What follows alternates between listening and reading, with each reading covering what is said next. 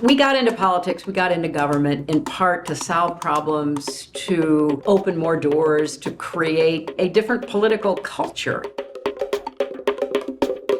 We learned the importance of storytelling and inspiring people to think beyond their own circumstances.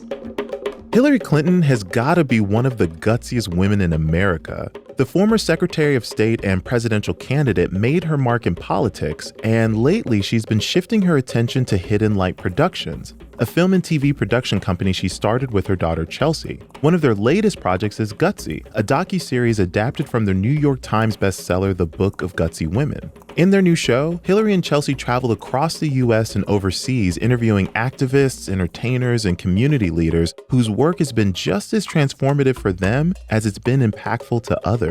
I met up with Hillary and Chelsea to talk about Gutsy and whether a show meant to spark conversation will be able to do so in an increasingly divided country. We were approached by Sam Branson. He was like, these are the kind of stories we want to tell. We want people to know about these incredible women from all over space and time. And I would love to work with you on that. The first thing we took out to the market was Gutsy, and we pitched Gutsy, and Apple TV Plus bought it, and so we were off and running. Here we go.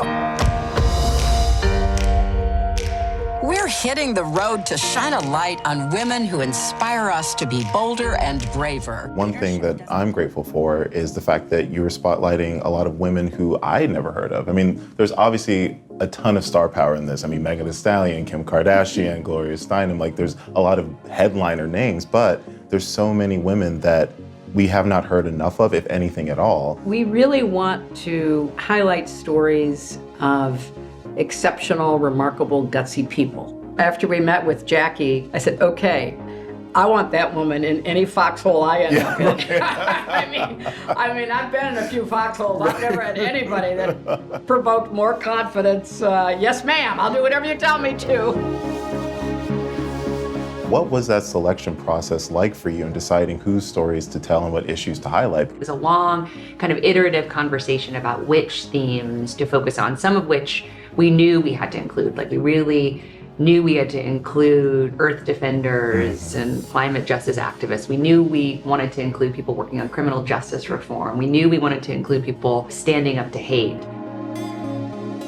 This is the first production of yours where you two are in front of the camera. I find that interesting because as hosts, I mean, you are interviewing these women, you are stepping into the world, you're getting your hands dirty. What made you want to be the host? It was outside my comfort zone. I'll be really honest with you here. I mean, you wear a clown nose at one point. The things I did on this show that I never not only had done before, but ever thought I would do, and the clown nose ranks right up there.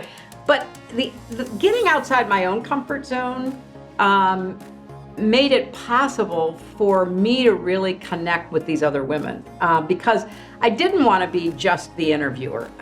Part of what we did when we conceived of the series is say, well, let's do something with them. You know, it's not just another interview series. It's not just another talking head documentary. What are we going to do with these women? And let's do what they want to do. And we let them choose, right? And so it became a great experience for, me personally. I think for you too. Absolutely.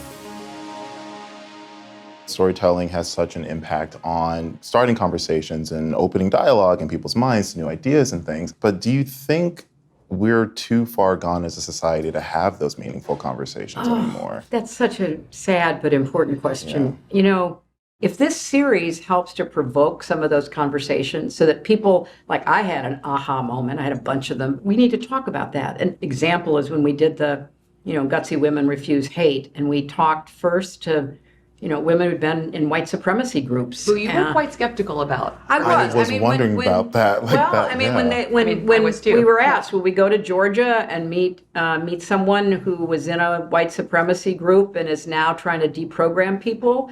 Well, I don't know. And yet, kind of, again, getting out of my comfort zone. Okay, we got to have conversations. How was it stepping into that situation? I think that we felt the responsibility to listen because there was a real effort to take responsibility for the harm and to have accountability and to be part of trying to help others move out of kind of the echo chambers and kind of morass of hate and evil, and also to try to help prevent others from being seduced, because it often, as they were describing it, really was this seduction into kind of the easy answers of white supremacy, kind of the easy kind of villains, the easy explanation for victimhood, and then the easy kind of ostensible antidote to all of that. It's really, really hard. I mean, it's hard to talk to people that you know in your extended family who believe things that you know not to be true, and we're not breaking through, and pretty much the dialogue stops. And this has gone on in lots of different places around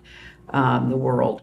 But right now, we feel particularly acutely here, and everything that is negative gets amplified. You know, if we're living in an algorithm world, the algorithms favor negativity. They favor conspiracy theories. And I don't pretend that, you know, we're going to be able to switch that off or overcome it. But there's got to be a way on the other side to create these moments of honest conversation.